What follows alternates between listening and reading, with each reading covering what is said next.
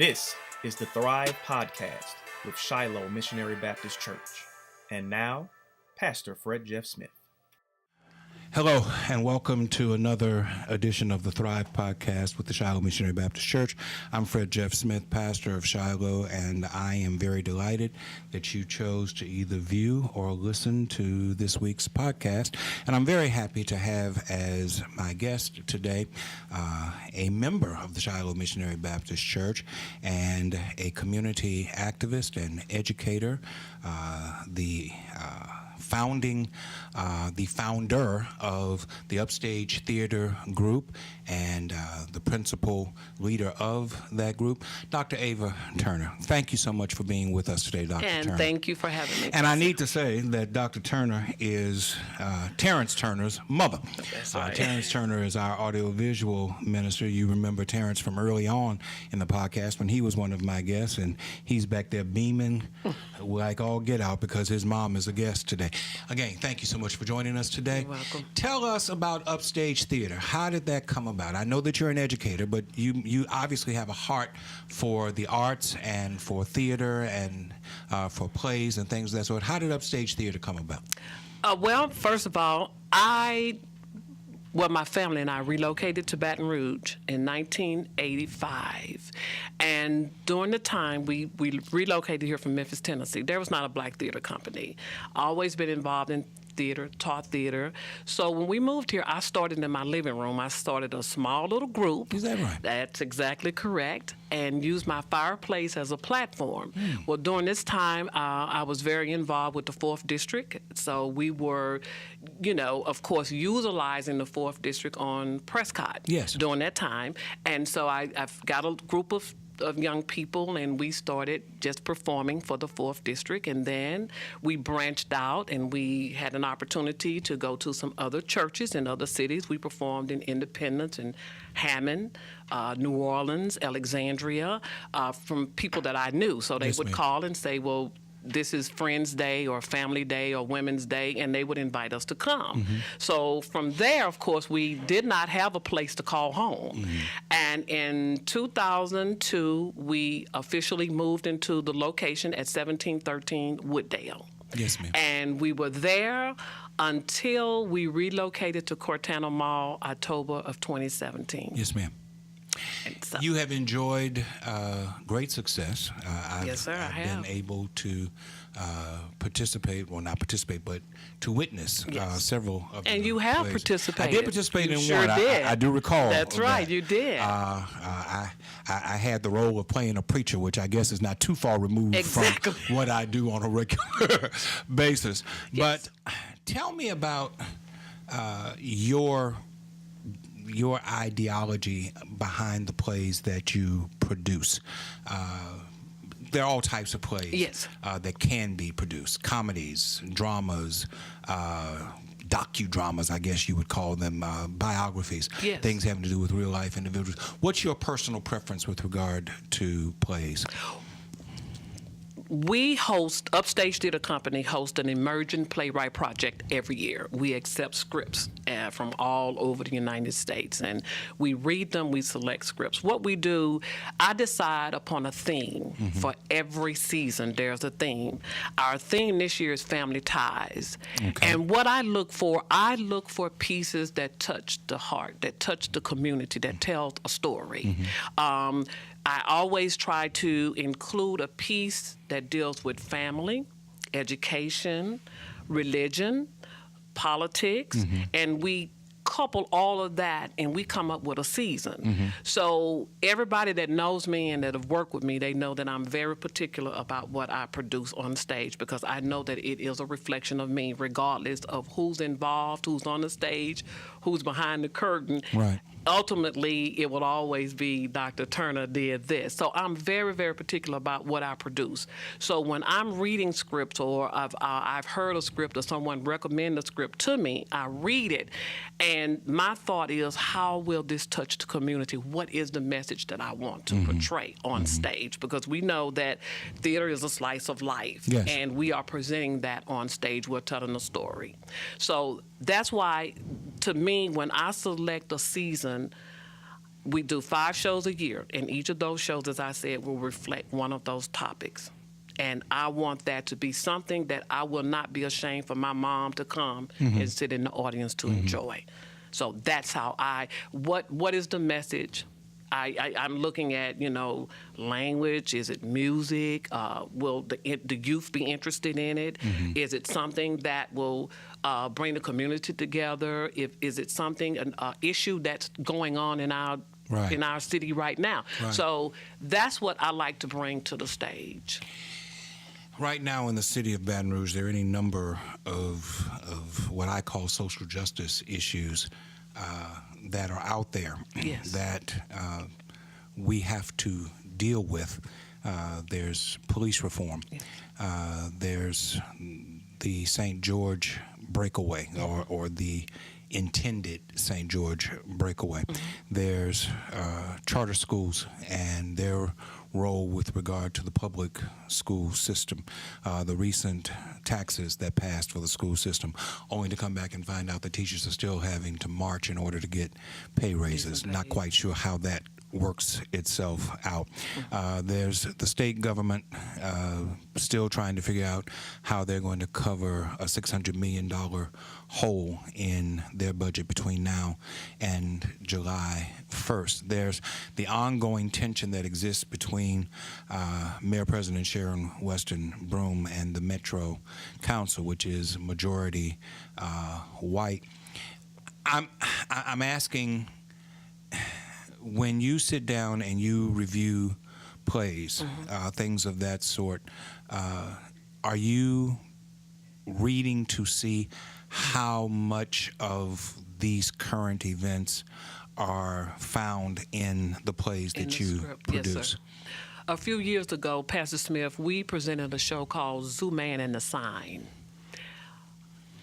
That show was so touching in that there was a murder of a little girl on the sidewalk, and the people in the community saw what happened, but they were afraid of this gang leader because they did not want him to come and harm their family. No one would talk to the police. We have Crime Stoppers. You know, we see that all of the time. Just call the number. No one would say anything to the police. And the gangster, if you will, was called Zoo Man.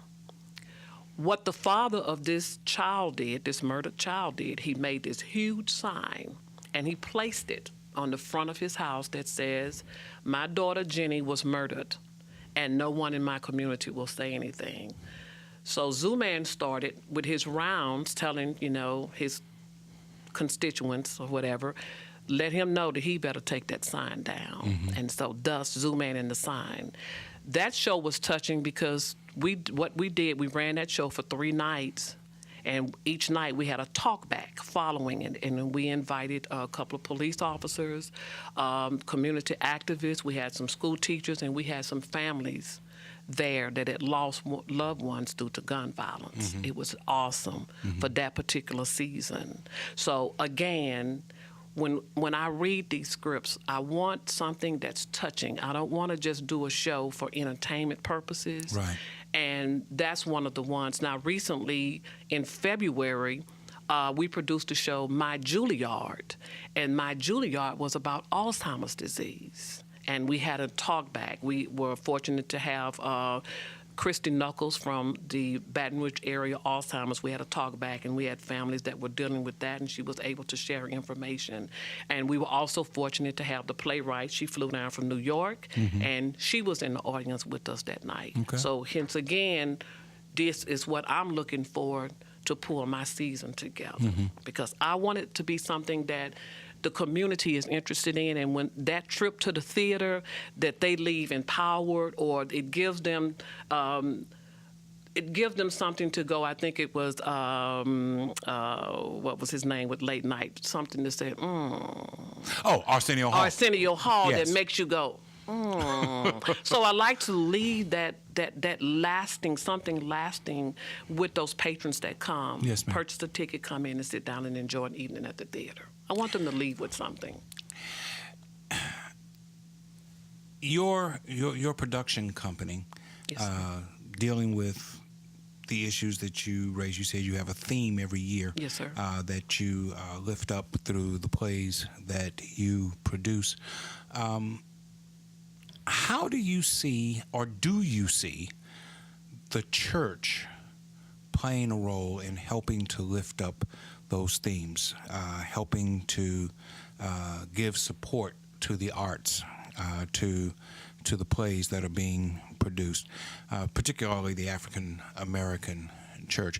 You know, there was a time, as I'm sure you know, where the church was the hub of everything that took place in the African American community. Exactly, it was the church. Times have changed, and we have opportunities to experience different things from different venues, and the church is no longer essential to these kinds of activities taking place. The fact that the church is no longer essential does not mean that the church should not seek out a role. I'm asking you, as a lifelong member of the church, what do you wish?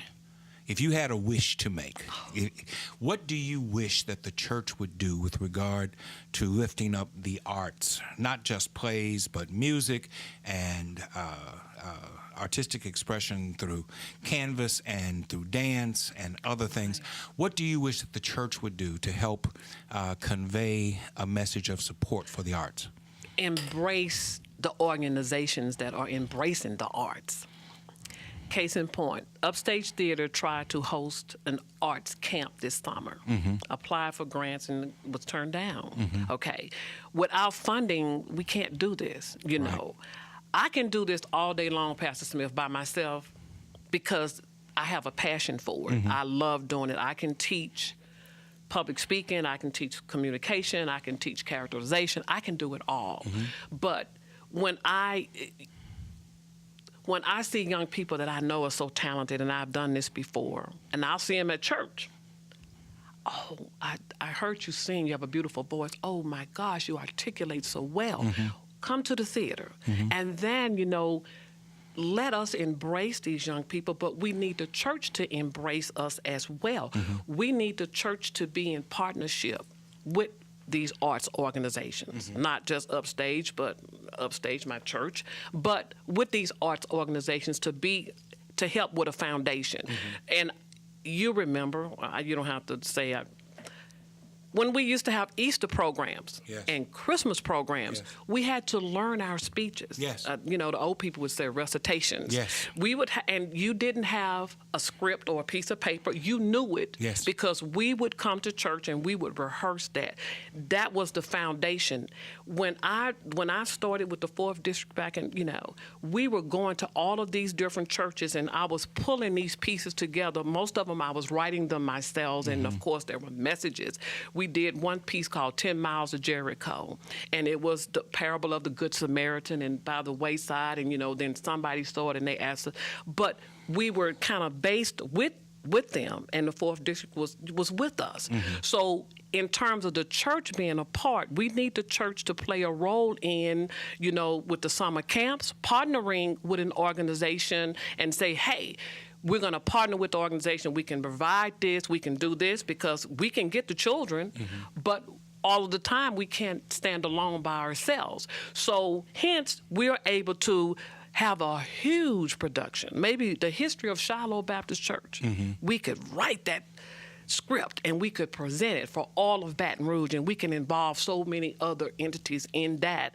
But our basis would be because my church embraced it, and we can make it a huge production, and everybody involved would be a part of the church. The musicians, the liturgical dancers, the choir, everybody would be a part of that because the church would embrace that. And that's what we're lacking. And it's like everybody is so separate.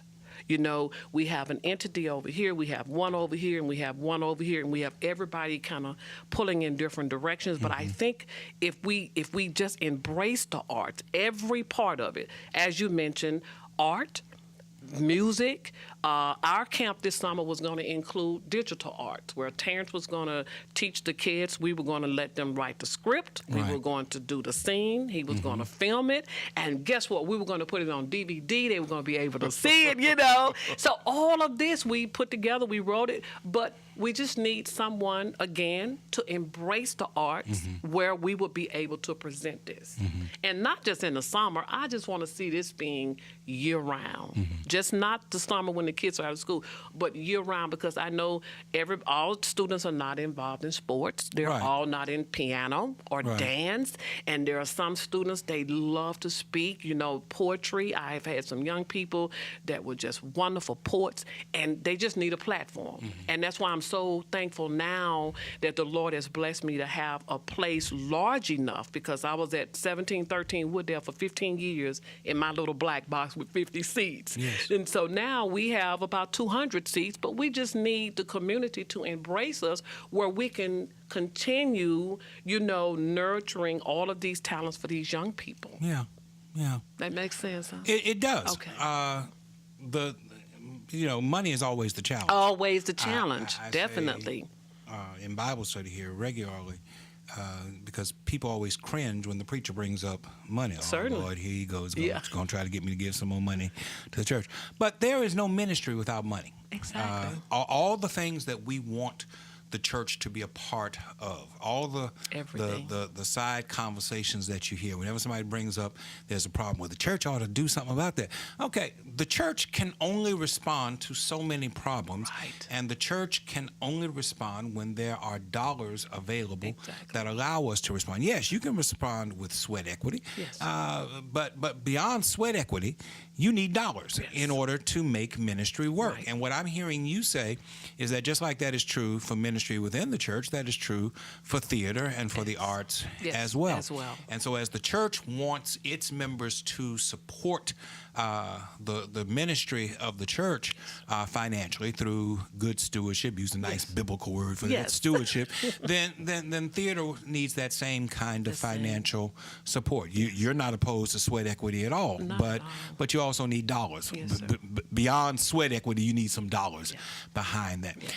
You brought up the fact that you would like to see this go on beyond summer camps. You'd like to see this become a year-round venture. You're an educator, retired educator. Yes. Make sure you get the retired part in there. One of the riffs I went on a couple of weeks ago, I can't remember who it was that I had as a guest, is this idea that we still stick to this agrarian 9-month school year thing that dates all the way back to when you needed young people to be out in the field and help to harvest and what have you. So you went to school for 9 months and were out harvesting for the other 3. I don't know anybody who harvests. I'm sure that there's somebody out there who does it, but most of us don't do that. Louisiana ranks near the bottom or at the bottom in almost every relevant statistical category when it comes to education. What do you think as an educator? I know I have my own opinion, but I'm not a professional educator, so I'm going to ask a professional educator. What do you think about my idea, and certainly it's not original with me, that we need to get away from the 9-month school year and go to year-round schooling. Year-round schooling has been around for 40 years in other parts of the country, but it was never embraced here in Louisiana, at least not in any significant way that I'm aware of. If we consistently rank at the bottom, 49th or 50th, where we're always saying thank God for Mississippi because they're at least one rung below us. Exactly.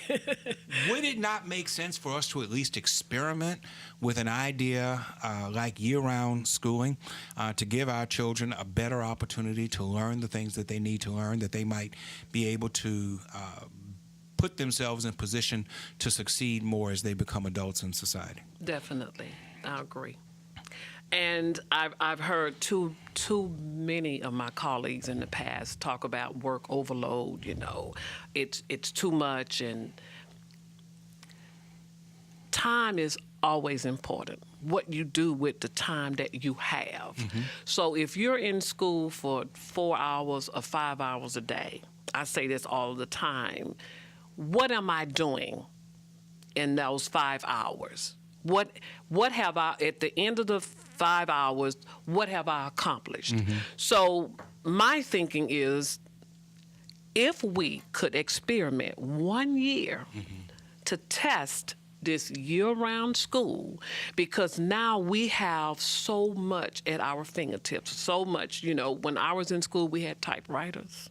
Now we have computers, we have everything just right at our fingertips. We can communicate across the world in a matter of seconds. We are, again, so far behind, as you mentioned, but now we have so much to work with. We have so many programs that we can experiment with within our schools. And I don't think there would be too many people opposed, maybe some students, I'm sure, opposed to keeping our students in school year-round, testing that to see where we are, because there's so much that I can do in my 5 hours. The schools that are on block, you don't see your students every day. You may see them two times a week, maybe Monday, Wednesday, I won't see you again. But I think that we could really progress, because we would have so much more to offer our students in the time that we would have them. And then with testing that for 1 year, I think it would be I would love, if I was still teaching, if I was still... She had to pause. When I had to pause. I really don't want to say.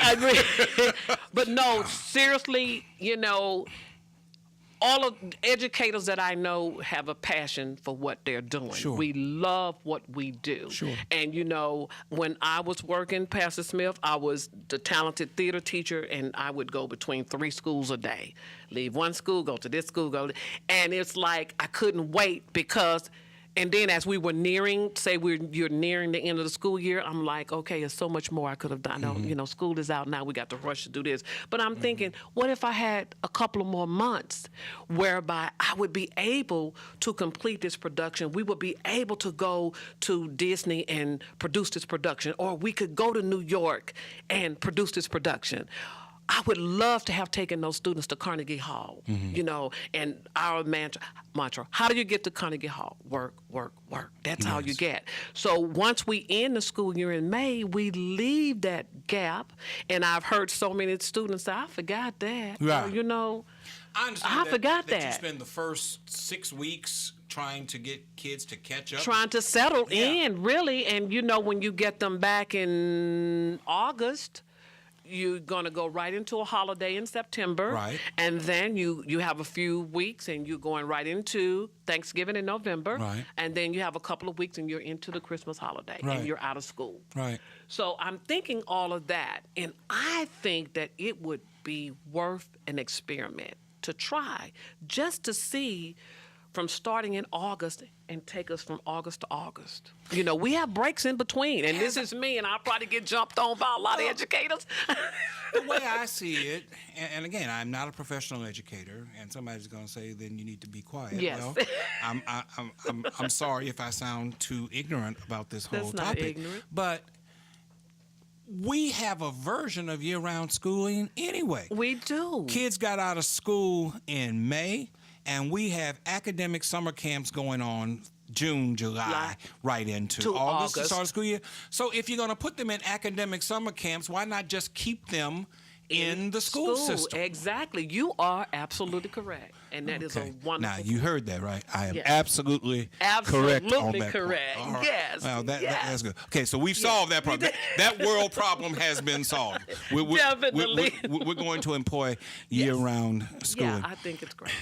Yeah. As an educator, as a entrepreneur, because upstage theater is a business. Yes, it is. Aside from the artistic side of it, there's a business aspect of it. As a mentor of young African American minds, as a wife and a mother, what do you see as the biggest obstacles to African American success in the year 2018?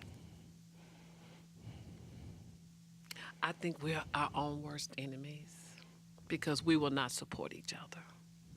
Elaborate, please.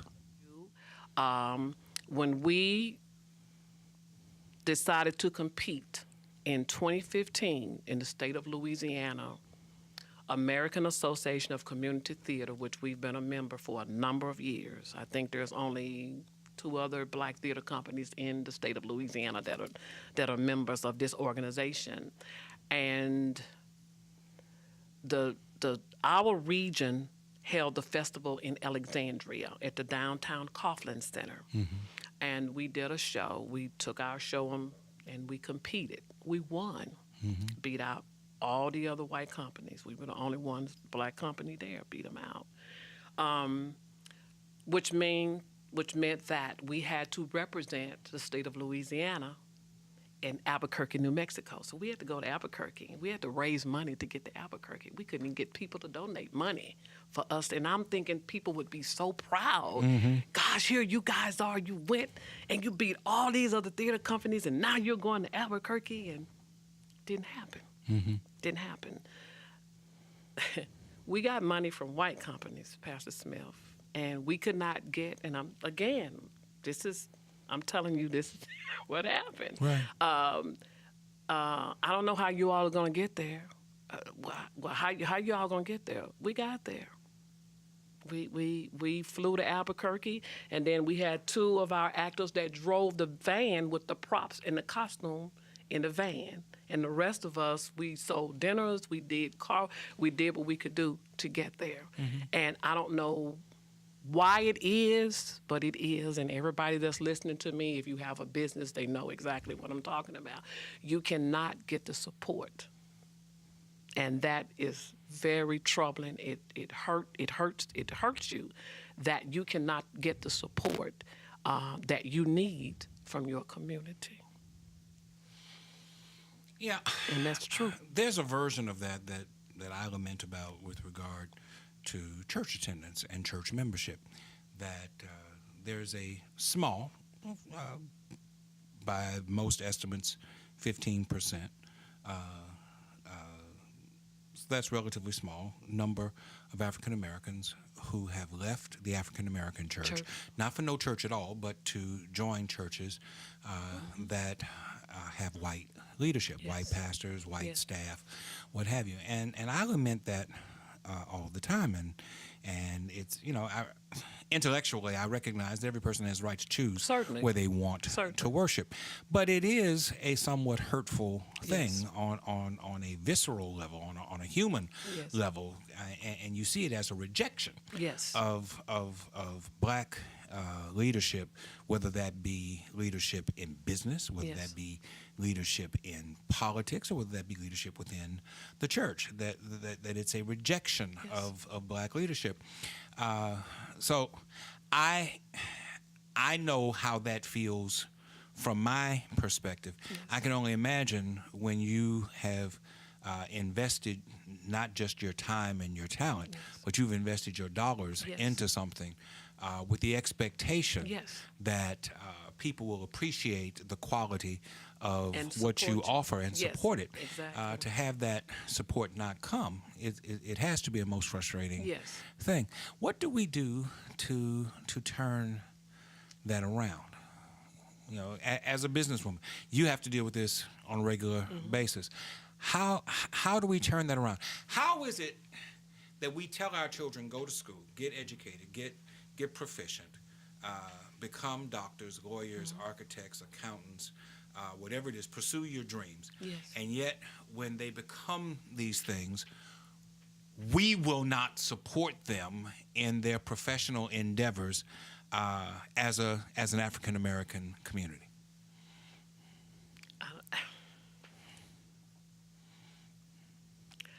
I don't know. We've gotten comfortable as a race. We're so comfortable, and I say that I say that because I had this conversation just a couple of days ago.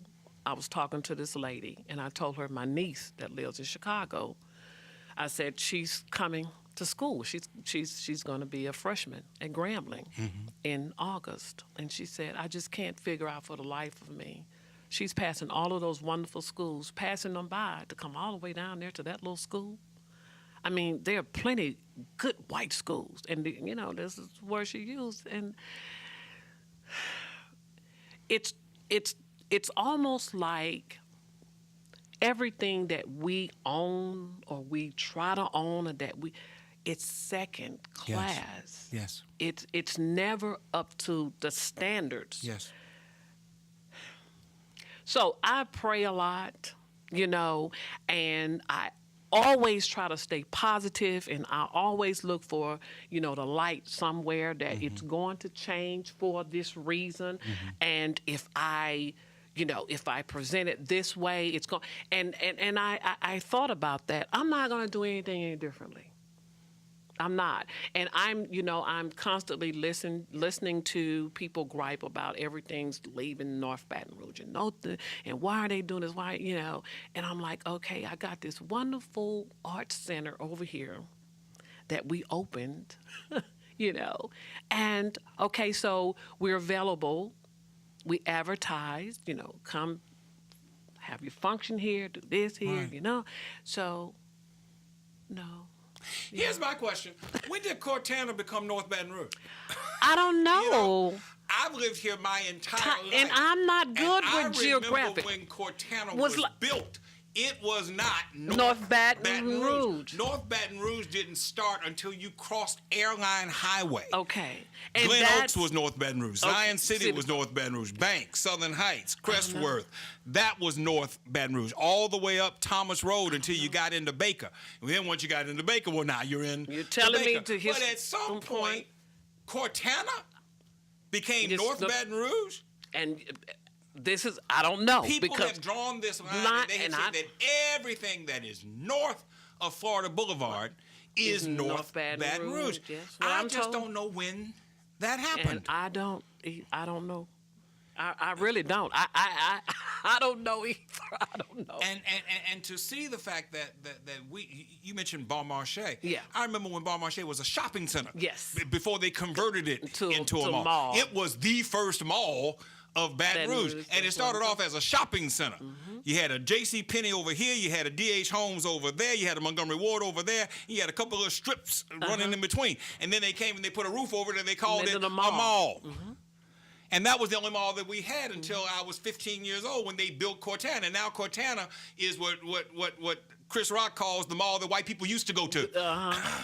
Every city has two malls: the mall that white folk go to, and the mall that white folk used to go to. Well, Cortana has become the mall that white folk used to go to, and now it's all of Louisiana. And guess what? It's starting to have problems too. Yes, I'm hearing. I just don't know when this happened that we have become the kind of community that we have come, that we can just abandon a group of people in their economic state and say, let them fend for themselves.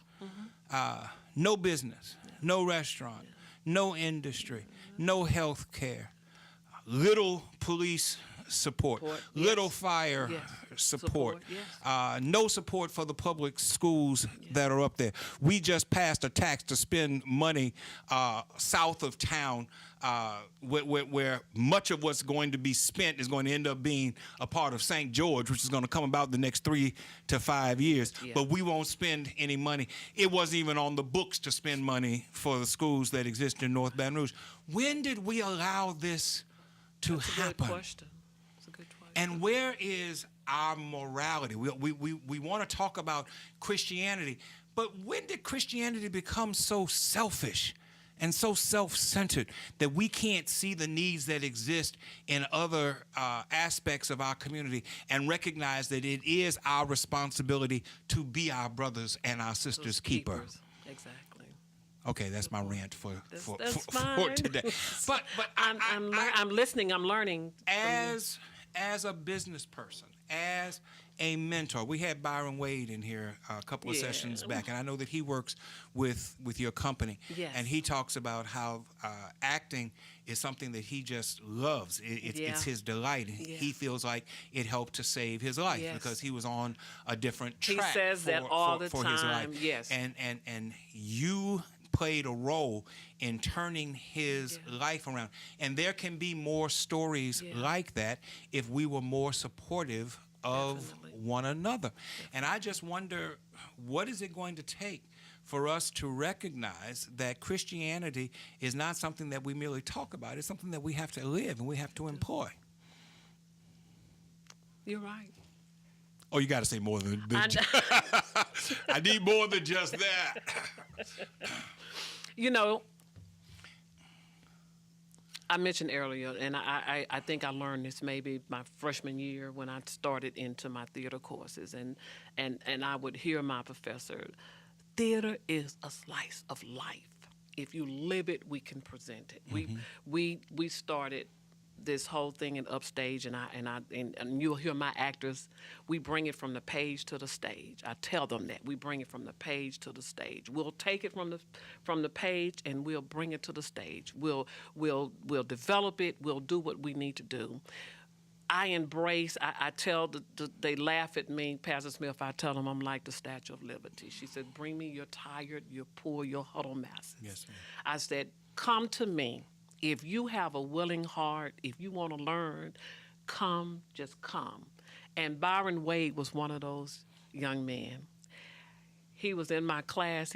And I'm sure he's going to hear this, and he knows this because I always tell him that's his testimony. He was going this way, and I was trying to get him to come this way. And I said, "Boy," I said, "come here." I said, I think you'll do okay. He's like, "Oh, no." I said, "No, I think you can really do this." And he came. He said, "I'm just doing it just because I'm in your class, and I want to pass your class, Dr. T." And he had that spirit, and he wanted to learn. He was hungry, and from that, I watched him grow. Not only Byron, so many others that have gone on. I have a young man in New York right now. I have a man that's kind of touring the country. It feels so good when they can send you a text message or they call you and say, "Dr. T, I'm in France. Dr. T, I'm doing this. And the ones that are still here locally, I can call on them. If we, again, as I said earlier, if the church can embrace the arts all of the time, because every young person, male in this church, is not going to play football or basketball. Sometimes they like art. They may be ashamed to say it because they may say, "Oh, well, I like to paint," but that's a part of that artistic expression that we can embrace as a people, as a church. We play a role in this because I tell my students all the time, and I call them my students when they come. I tell them all the time, Jesus taught in parables. Those were stories. Right. He had to paint a picture to get his point across. Well, good teacher, why do we, and Jesus broke it down into terms, So oftentimes they'll come and I'll say, "Okay, when we do our warm-up sessions, sometime I'll say, "Okay, well, let's do this. Let's act it out. Tell us what you mean." They'll say, "Well, I can't really put it in." "Okay, show us what you mean." And we're working. I'm so glad I'm thinking about this now. But we're working. I studied a couple of summers in New York with playback theater. And playback theater is a form of drama therapy where we have a storyteller that will pull someone from the audience that will come up. And I may pull you from the audience and just ask you questions about your day. And you and I were talking earlier, and you were telling me, you had to go to Port Hudson and blah. I would listen to you as the storyteller, and then we would reenact your story. Really? On stage. Yes, that's called playback. Okay. And so I'm getting this playback team together, and it is amazing. Once you see it and you tell a person your story and they just portray that story right, and it's impromptu, so it's nothing scripted, it's nothing rehearsed, they're listening. And I was just so fortunate to be able to go to New York to study with this group simply because I met them during Hurricane Katrina. And they were touring this part, and a young lady stopped by my theater one day because she had attended a play, and she lives in Lafayette, and she said, "This black box theater would be perfect." She said, "We would love," and she started telling me, and I said, "That's interesting." So they came, had an opportunity to come to Upstage, and they presented it, and he met my husband, and met Terrence, and we had a wonderful, he said, "Let me tell you something, I want you to come and study with us." He gave me a scholarship, had an opportunity to study with them. Playback is awesome, and until you see it, it's just unbelievable. Yeah. So that's a form of drama therapy. Again, the arts, we're embracing the arts. Tell me about the therapy part.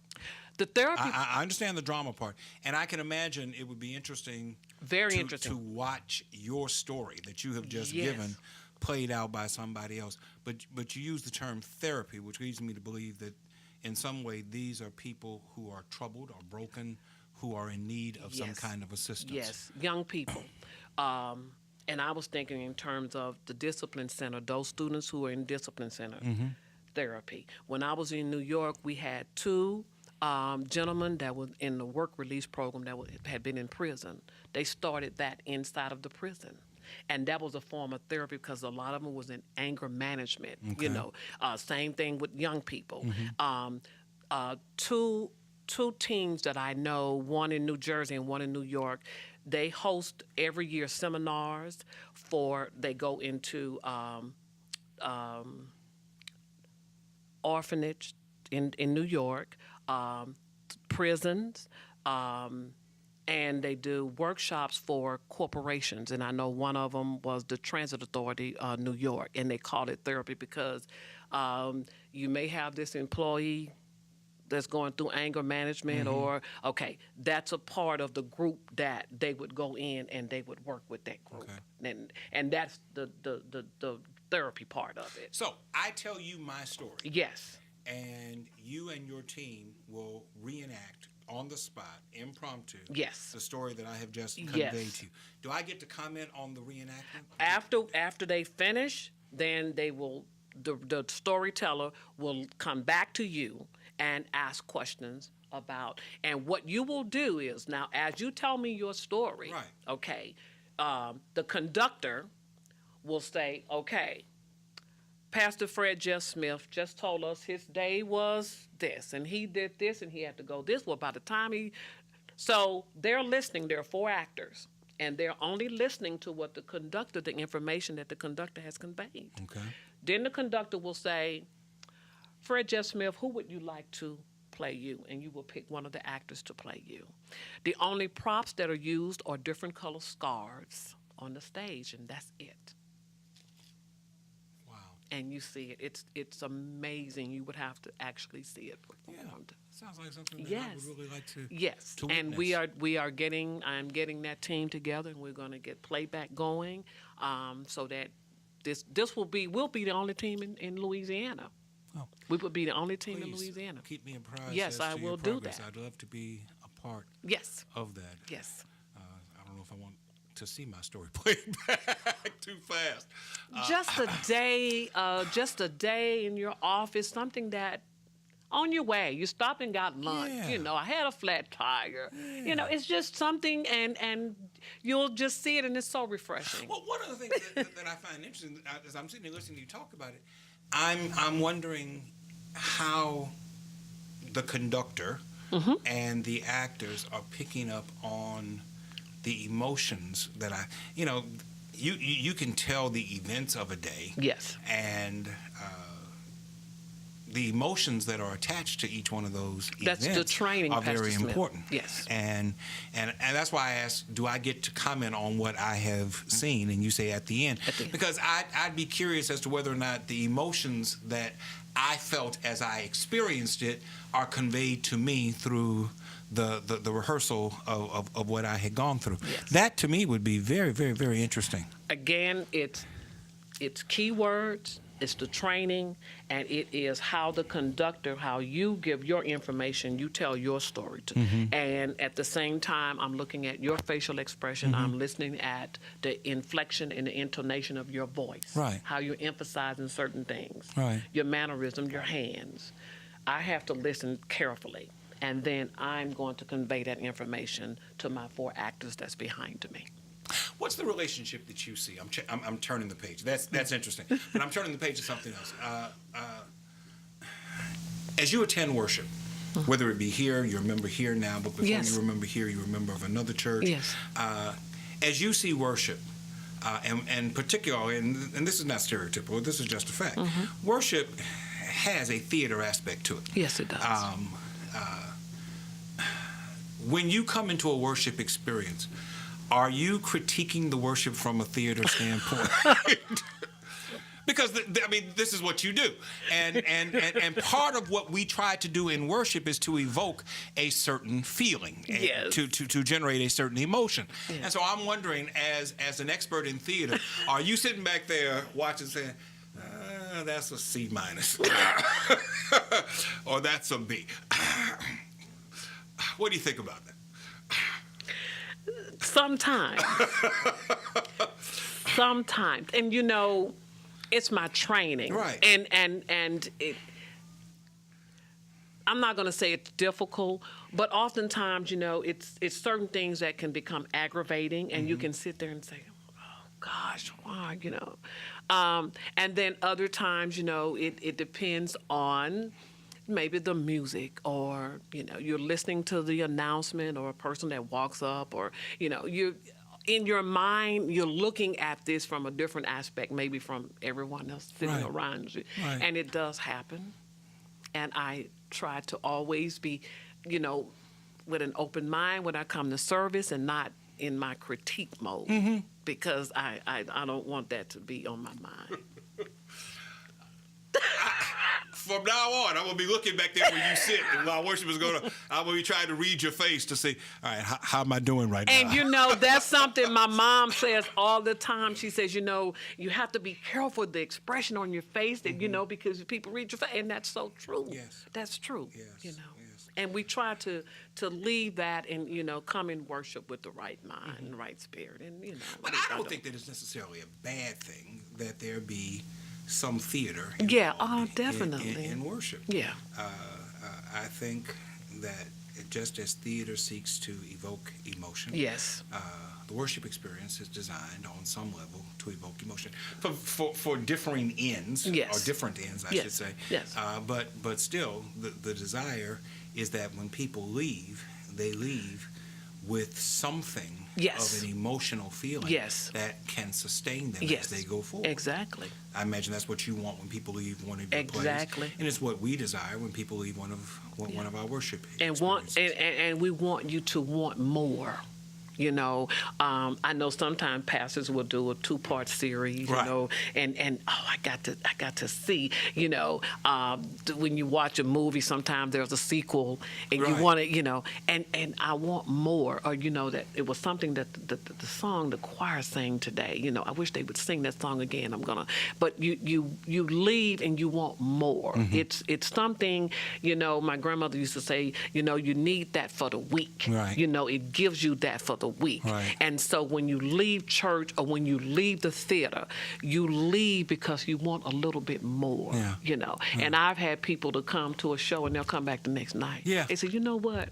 I needed to kind of go let that. Right. I need to hear that again to get, because I didn't quite get that ending. Yeah. But don't tell me what it is. I want to come back and see it again. Yeah. And same thing with worship. Yeah. Yeah. My mother used to say, it's better that they leave with you wanting more Yes. than they leave saying you should have stopped 10 minutes ago. Yeah. Exactly. Yeah. Exactly. Yes. This has been interesting. Yes. And it has been delightful. Certainly. As I get ready to wrap this up, tell me what you see from your vantage point, dare I say, as a senior in the Baton Rouge community, a spiritual woman, a businesswoman, an educator, a wife, a mother. What do you see as the future of the Baton Rouge community for African American young people? Because I see a lot of African American young people who, the moment they get their degree, they leave here and they go to find their lives someplace else. Yeah.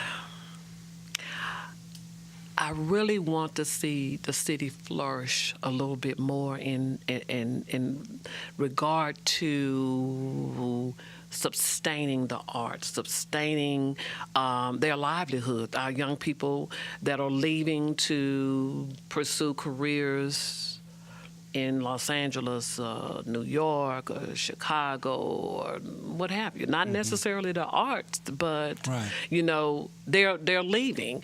And I've been in Baton Rouge 35 years now, I think, and I've seen Baton Rouge change. Of course, when I first moved here, there were no stores open on Sunday and that kind of thing. But I really wish, and then at some point it was like we were at here, and now we're here. We're losing a lot that I think we could embrace more, that we could provide more opportunities, employment-wise, the arts, education system, whereby we would not lose our young people, our up-and-coming artists, our educators, we would not lose them to other states. And I don't think that our community right now is really embracing that. I think that we're overlooking a lot of talent that we hear. Again, I'm not specifically talking about the arts when I'm talking about talent, but just so much more that we're losing them because I don't think we're really embracing them and we're not really